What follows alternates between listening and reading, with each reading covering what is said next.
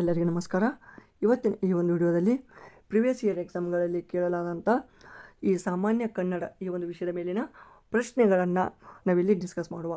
So ಈ ಒಂದು ಪ್ರಶ್ನೆಗಳು ಮುಂಬರುವ ಎಲ್ಲ ಒಂದು KPSC ಕಂಡಕ್ಟ್ ಮಾಡುವಂಥ ಈ ಕೆಯಿಂದ ಮಾಡುವಂಥ VAO, FDA, SDA, ಅದೇ ರೀತಿ PDO ಆಗಲಿ ಇನ್ನಿತರ ಎಕ್ಸಾಮ್ಗಳಿಗೆ ಇವು ಉಪಯುಕ್ತ ಆಗ್ತವೆ. ಸೊ ಮತ್ತು ಇದೇ ಥರದ ಕ್ವಶನ್ಗಳು ಬರ್ತಾವೆ ಮತ್ತು ರಿಪೀಟ್ ಆಗುವ ಸಾಧ್ಯತೆ ಇರುತ್ತೆ. Let's go to first question. ಇಲ್ಲ ಎಂಬ ಪದಕ್ಕೆ ವ್ಯಾಕರಣದಲ್ಲಿ ಈ ಹೆಸರಿದೆ. ಇಲ್ಲ ಇಲ್ಲ ಇದಕ್ಕೆ ನಾವು ಏನಂತೀವಿ? ಇಲ್ಲ ಅನ್ನೋದು ಏನಿದು? ಕೃದಂತ ವಿಶೇಷಣನ, ಅವ್ಯಯನ, ನಾಮಪದನ, ಕ್ರಿಯಾಪದನ. ನೋಡಿ, ಮೂರೂ ಲಿಂಗಗಳಲ್ಲಿ, ಎಲ್ಲ ವಿಭಕ್ತಿಗಳಲ್ಲಿ ಮತ್ತು ವಚನಗಳಲ್ಲಿ ಯಾವುದೇ ರೂಪಾಂತರ ಅಥವಾ ವಿಕಾರ ಹೊಂದದೆ ಒಂದೇ ರೀತಿಯಾಗಿ ಉಳಿಯುವ ಪದಗಳನ್ನು ಅವ್ಯಯ ಅಂತೀವಿ. ಸೊ ಇಲ್ಲಿ ಇಲ್ಲ ಎಂಬುವ ಪದ, ಇದಕ್ಕೆ ಯಾವುದೇ ಒಂದು ವಿಭಕ್ತಿ ಜೋಡಿಸ್ಲಿಕ್ಕಾಗತ್ತಾ? ಯಾವುದೇ ಒಂದು ಲಿಂಗವನ್ನು ಹೇಳೋಕ್ಕಾಗತ್ತಾ? ಯಾವುದೇ ಒಂದು ವಚನವನ್ನು ಹೇಳೋಕ್ಕಾಗತ್ತಾ? ಸೊ ಇದು ಇಲ್ಲದ್ರದ್ದು ಏಕವಚನ ಬಹುವಚನ ಕೇಳಿದರೆ ಹೇಳೋಕ್ಕಾಗತ್ತಾ? ಇಲ್ಲ. ಆದ್ದರಿಂದ ಇದು ಏನಾಗುತ್ತಾ?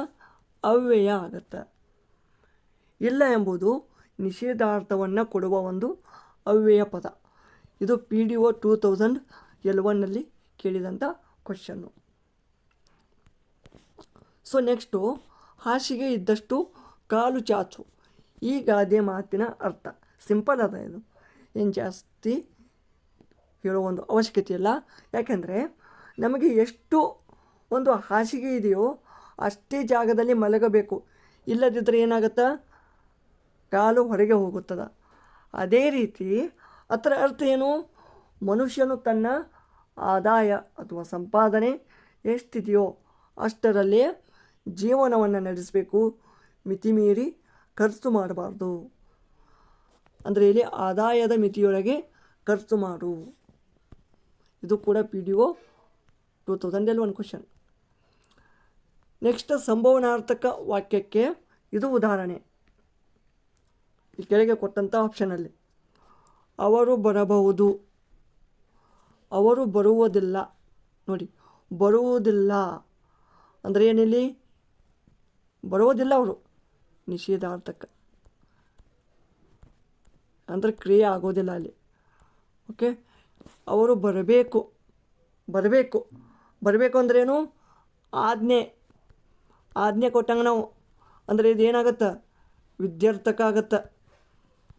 ವಿದ್ಯಾರ್ಥಕ ಅಂದ್ರೆ ಏನು?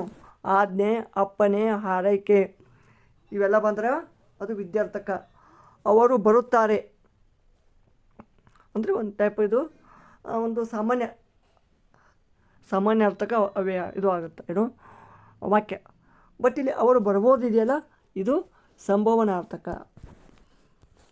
ಓಕೆ, ನೆಕ್ಸ್ಟ್ ಕ್ವೆಶನ್ ನೋಡಿ. ಇದು ಕ್ರಿಯೆಯು ನಡೆಯುತ್ತಾ ಇರುವುದನ್ನು ಹೇಳುವ ವಾಕ್ಯ. ಅಂದರೆ ನಡೀತಾ ಇದೆ, ಕ್ರಿಯೆಯು ಪ್ರಸ್ತುತ ಒಂದು ಕಂಟಿನ್ಯೂಯಸ್ ಆಗಿ ಇದೆ ಅಥವಾ ಒಂದು ವರ್ತಮಾನ ಕಾಲವನ್ನು ಸೂಚಿಸಬೇಕು. ಆ ಒಂದು ವಾಕ್ಯ ಯಾವುದಿಲ್ಲ. ನಾಯಿ ಓಡುತ್ತಿದೆ ಎಂಬುದು ಇಲ್ಲಿ ಕ್ರಿಯೆಯು ಈ ಕ್ಷಣದಲ್ಲಿ ಪೂರ್ಣಗೊಳ್ಳದೆ ಮುಂದುವರಿಯುತ್ತಿರುವುದನ್ನು ತೋರ್ಪಡಿಸುತ್ತದೆ. ನಾಯಿ ಓಡುತ್ತಿದೆ ಅಂದರೆ ಇದೇ, ಇದು ರನ್ನಿಂಗಲ್ಲಿ ಇದೆ. ಬಟ್ ಇಲ್ಲಿ ಓಡುವುದಿಲ್ಲ ಅಂದರೆ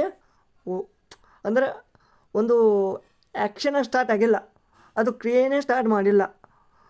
ಆಮೇಲೆ ಓಡ್ತೈತಿನ ಓಡವಲ್ದು. ಆಮೇಲೆ ಓಡಾಡುತ್ತಾ ಇರಬೇಕು. ಬಟ್ ಇಲ್ಲಿ ಮೂರೋದರಲ್ಲಿ ಕ್ರಿಯೆ ಸ್ಟಾರ್ಟ್ ಆಗಿಲ್ಲ. ಇಲ್ಲಿ ಕಂಟಿನ್ಯೂಸ್ ಕ್ರಿಯೆ ಸ್ಟಾರ್ಟ್ ಅದ ಮತ್ತು ಹಾಗೆ ಕಂಟಿನ್ಯೂಸ್ ಆಗಿ ಹೋಗ್ತಾ ಇದೆ. ಇತಿ ನಿಮ್ಮ ಪ್ರೀತಿಯ ಎಂಬುದನ್ನು ಈ ಬಗೆಯ ಪತ್ರದ ಒಂದು ಕೊನೆಯಲ್ಲಿ ಬಳಸಬಹುದು. ನೋಡಿ, ಸಿಂಪಲ್ ಅದ. ಇದು ತಂದೆಗೆ ಬರೆದ ಪತ್ರ. ಇಲ್ಲಿ ವರ್ಗಾವಣೆಗೆ ಆದೇಶ ಪತ್ರ, ಮೇಲಾಧಿಕಾರಿಗೆ ಬರೆದ ಪತ್ರ, ರಜೆಗೆ ಬರೆದ ಪತ್ರ, ನಾವೇನಂತ ಬರಿತೀವಿ, ಇತಿ ನಿಮ್ಮ ಪ್ರೀತಿ ಅನ್ನೋಕ್ಕಿಂತ ತಮ್ಮ ವಿಶ್ವಾಸಿ ಅಂತಲೂ ಬರಿತೀವಿ. ಈ ಕನ್ನಡದಲ್ಲಿ ಇಂಗ್ಲೀಷಲ್ಲಿ ಯುವರ್ಸ್ ಫೇತ್ಫುಲಿ ಅಂತ ಬರಿತೀವಲ್ಲ ಹಾಗೆ. ತಂದೆಗೆ ಬರೆದ ಪತ್ರ ಅಥವಾ ತಮ್ಮನಿಗೆ, ಅಣ್ಣನಿಗೆ, ತಾಯಿಗೆ, ಅಕ್ಕನಿಗೆ, ಈ ರೀತಿ. ನೆಕ್ಸ್ಟ್, ಪತ್ರಗಳಲ್ಲಿ ಅಡಕಗಳು ಎಂಬುದನ್ನು ಇದ್ದರೆ ಹೆಸರಿಸುವ ಸ್ಥಾನವಿದು. ನೋಡಿ, ಪತ್ರಗಳಲ್ಲಿ ಅಡಕಗಳು. ಈಗ ಅಡಕಗಳಂದ್ರೇನು? ಸಿಂಪಲ್ ಆಗಿ ಮ್ಯಾಕ್ಸಿಮಮ್ ಜನಕ್ಕೆ ಕನ್ನಡಕ್ಕಿಂತ ಇಂಗ್ಲೀಷ್ ಗೊತ್ತಿರುತ್ತೆ. ಅಡಕಂದ್ರೆ ಎನ್ಕ್ಲೋಸರ್ಸ್ ಅಂದರೆ ಈಗ ಒಂದು ಪತ್ರವನ್ನು ಬರೆದ ಕೂಡಲೇ ಅದಕ್ಕೆ ಏನಾದರೂ ಒಂದು ಅಟ್ಯಾಚ್ಮೆಂಟು ಅಥವಾ ಯಾವುದೇ ಒಂದು ಪತ್ರವನ್ನು ನೀವು ಜೋಡಿಸೋರಿದ್ರೆ ಒಂದು ಪ್ರೂಫ್ ಅಂತ ಇಲ್ಲಿ ಲಾಸ್ಟ್ ಕೆಳಗಡೆ ಎಡಭಾಗದಲ್ಲಿ ಕೆಳಗಡೆ ಕೊನೆಯಲ್ಲಿ ನೋಡಿ, ಪತ್ರ ಇದು ಇದೆ ಅಂದರೆ ಈ ಒಂದು ಭಾಗದಲ್ಲಿ ಈ ಒಂದು ಭಾಗದಲ್ಲಿ ಏನು ಮಾಡ್ತೀವಿ, ಪತ್ರದ ಕೊನೆಯಲ್ಲಿ ಎಡಭಾಗದಲ್ಲಿ ಈ ಅಡಕಗಳನ್ನು ನಾವು ಜೋಡಿಸ್ತೀವಿ.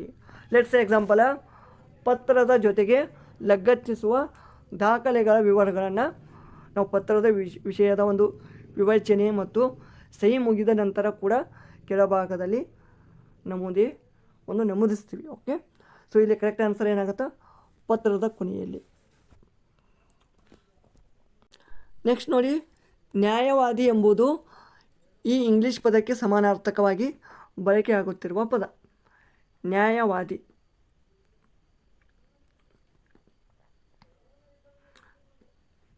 ಸೊ ನ್ಯಾಯವಾದಿ ಲಾಯರ್ ಆಗುತ್ತಾ, ಕ್ಲೈಂಟ್ ಆಗುತ್ತಾ, ಜಡ್ಜ್ ಆಗುತ್ತಾ, ಪ್ರಾಸಿಕ್ಯೂಟರ್ ಆಗುತ್ತಾ? ಸೊ ಮ್ಯಾಕ್ಸಿಮಮ್ ಜನ ಲಾಯರ್ ಮತ್ತು ಜಡ್ಜ್ ನಡುವೆ ಕನ್ಫ್ಯೂಸ್ ಆಗ್ತಾರೆ. ಬಟ್ ಇಲ್ಲಿ ಕರೆಕ್ಟ್ ಆನ್ಸರ್ ಏನಾಗುತ್ತಾ, ಲಾಯರ್. ನ್ಯಾಯವಾದಿ ಅಂತ ಲಾಯರ್. ಓಕೆ, ನೆಕ್ಸ್ಟ್, ಇದು ಆದೇಶ ಸಂಧಿಗೆ ಒಂದು ಉದಾಹರಣೆ. ಆದೇಶ ಸಂಧಿ ಅಂದರೆ ಏನು? ಕತಪಗಳಿಗೆ ನೋಡಿ, ಕತಪಗಳಿಗೆ ಗದಬ ಆದೇಶವಾಗಿ ಬಂದರೆ ಅವು ಆದೇಶ ಸಂಧಿ. ಸೊ ಇಲ್ಲಿ ಹಳಗನ್ನಡ ಅಂದರೆ ಹಳೆ ಪ್ಲಸ್ ಕನ್ನಡ, ಹಳೆಗನ್ನಡ ಇದು ಆಗುತ್ತೆ. ಇಲ್ಲಿ ಗ ಆದೇಶವಾಗಿ ಬಂದಿದೆ. ನೆಕ್ಸ್ಟ್, ಇದು ಅನುಕರಣ ವಾಚಕ ಪದಕ್ಕೆ ಒಂದು ಉದಾಹರಣೆ. ಅನುಕರಣ ವಾಚಕ ಅಂದರೆ ಏನು? ಸ್ವತಃ ಅರ್ಥವಿಲ್ಲದಿದ್ದರೂ ಧ್ವನಿ ಅಥವಾ ಚಲನೆಯ ನುಡಿಕಟ್ಟನ್ನು ಒಂದು ಅನುಕರಿಸುವ ಪದವೇ ಅನುಕರಣ ಅವ್ಯಯ ಅಥವಾ ಅನುಕರಣ ವಾಚಕ. ಈಗ ಲೆಟ್ಸ್ ಎಕ್ಸಾಂಪಲ, ಸರಸರನೆ, ಪಟಪಟನೆ, ಆಮೇಲೆ ಸುಯ್ಯನೆ, ಭುಯ್ಯನೆ ಅಂದರೆ ಒಂದು ವಿಚಿತ್ರ ಧ್ವನಿ, ಅರ್ಥ ಆಯ್ತಾ? ಸೊ ಅದಕ್ಕೆ ಯಾವುದೇ ಒಂದು ಪ್ರಾಪರ್ ಮೀನಿಂಗ್ ಇರೋದಿಲ್ಲ. ಅನುಕರಣ ಮತ್ತು ದ್ವಿರುಕ್ತಿಯಲ್ಲಿ ಕನ್ಫ್ಯೂಸ್ ಆಗ್ತಾರೆ ಮ್ಯಾಕ್ಸಿಮಮ್ ಜನ. ದ್ವಿರುಕ್ತಿ ಅಂದರೆ ಏನು? ಒಂದು ಪದ ಅರ್ಥ ಸಹಿತ ಅದು 2 ಸಲ ರಿಪೀಟ್ ಆದರೆ, ಈಗ ಲೆಟ್ಸ್ ಎಕ್ಸಾಂಪಲ, ಮೆಲ್ಲನೆ ಈ ರೀತಿ. ಮೆಲ್ಲನೆ ಅಂದರೆ ಒಂದು ಮೀನಿಂಗ್ ಅದ.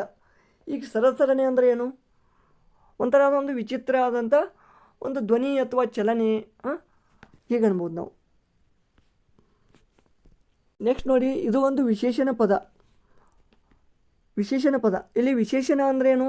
ಆಡ್ಜೆಕ್ಟಿವ್ ಅಂತ ಅಂತೀವಿ ನಾವು ಇಂಗ್ಲೀಷಲ್ಲಿ. ಆಡ್ಜೆಕ್ಟಿವ್ ನಾಮಪದದ ಗುಣ, ಪ್ರಮಾಣ, ರೂಪ, ಸ್ವಭಾವವನ್ನು ವಿಶೇಷವಾಗಿ ತಿಳಿಸುವ ಪದ ವಿಶೇಷಣ. ಅಂದರೆ ಇಲ್ಲಿ ಚಿಕ್ಕ ಮನೆ, ದೊಡ್ಡ ಮನೆ, ಓಕೆ, ದೊಡ್ಡ ಕಾಡು, ಚಿಕ್ಕ ಕಾಡು, ಸುಂದರ ಕಾಡು. ಸೊ ಚಿಕ್ಕ, ಇದು ವಿಶೇಷಣ. ನೆಕ್ಸ್ಟ್, ಇದು ನಪುಂಸಕ ಲಿಂಗವಾಚಕ ಪದ. ಗಂಡು ಅಥವಾ ಹೆಣ್ಣು ಅಲ್ಲದ ಜಡವಸ್ತುಗಳು, ಪ್ರಾಣಿ, ಪಕ್ಷಿ ಹಾಗೂ ಸಸ್ಯವರ್ಗಗಳನ್ನು ನಪುಂಸಕ ಅನ್ನುತ್ತೇವೆ. ಮರ, ಕಲ್ಲು, ವಸ್ತು ಇತ್ಯಾದಿ. ಸೊ ಇಲ್ಲಿ ಹುಡುಗರು ಅಂದರೆ ಮಾನವರೇ ಬರ್ತಾರೆ. ಇವರು ಬಡಗಿ, ಮಂತ್ರಿ. ಸೊ ಇದು ಮಾನವ ಒಂದು ಜನಾಂಗೀಯಕ್ಕೆ ಬರುತ್ತೆ. ಸೊ ಎಮ್ಮೆ ಇದು ಪ್ರಾಣಿ ಪಕ್ಷಿಯಲ್ಲಿ ಬರುತ್ತೆ ಇದು. ಸೊ ಅದಕ್ಕೆ ಇದು ನಪುಂಸಕ. ನೆಕ್ಸ್ಟ್ ಮಗು ಎಂಬುದು ಕನ್ನಡದಲ್ಲಿ ಈ ಲಿಂಗಕ್ಕೆ ಸೇರುವ ಪದ. ಮಗು ಇದು ಯಾವ ಲಿಂಗಪ್ಪ? ಕನ್ನಡ ವ್ಯಾಕರಣ ನಿಯಮದಂತೆ ಸಣ್ಣ ಕೂಸು ಅಥವಾ ಮಗು ಎಂಬ ಪದಗಳನ್ನು ಪ್ರತ್ಯೇಕ ಗಂಡು ಅಥವಾ ಹೆಣ್ಣು ಎಂದು ಪರಿಗಣಿಸದೆ ಅದನ್ನು ನಪುಂಸಕ ಲಿಂಗ ಎಂದು ಈ ಒಂದು ವರ್ಗದಲ್ಲಿ ನಾವು ವರ್ಗೀಕರಣ ಮಾಡುತ್ತೇವೆ. ಓಕೆ, ನೆಕ್ಸ್ಟ್ ನೋಡಿ 138ರಿಂದ 40 ತನಕ ಈ ನೆಕ್ಸ್ಟ್ ಕ್ವಶನ್ಸ್ಗಳು ಏನದವ? ದೋಷ ಈ ಒಂದು ಅಂಡರ್ಲೈನ್ ಮಾಡಿದ್ದಾರೆ. ಆ ಅಂಡರ್ಲೈನ್ ಮಾಡಿದ ಶಬ್ದದಲ್ಲಿ ದೋಷವಿದ್ದರೆ ಯಾವುದು ಕರೆಕ್ಟ್ ಅದ ಅದನ್ನು ಒಂದು ಆಪ್ಷನನ್ನು ಚೂಸ್ ಮಾಡಿ, ದೋಷ ಇಲ್ಲ ಅಂದ್ರೆ ಆಪ್ಷನ್ 4 ಗುರುತಿಸಿ. ಸೊ ಇಲ್ಲೇನದ ಕ್ವಶನು? ಒಟ್ಟಿನಲ್ಲಿ ಗ್ರಂಥ ಪರಿಷ್ಕರಣೆ ಮಾಡಲು ನಿರ್ಧರಿಸಿದರು. ಓಕೆ, ಒಟ್ಟಿನಲ್ಲಿ ಗ್ರಂಥ ಪರಿಷ್ಕರಣೆ ಕರೆಕ್ಟ್ ಅದ, ಸುಧಾರಣೆ ಬೇಕಿಲ್ಲ. ಈ ದಿನ ಕೇಸನ್ನು ಇತ್ಯರ್ಥಪಡಿಸುತ್ತೇವೆ. ನೋಡಿ, ಇತ್ಯರ್ಥ ಆಪ್ಷನ್ 1 ಕರೆಕ್ಟ್.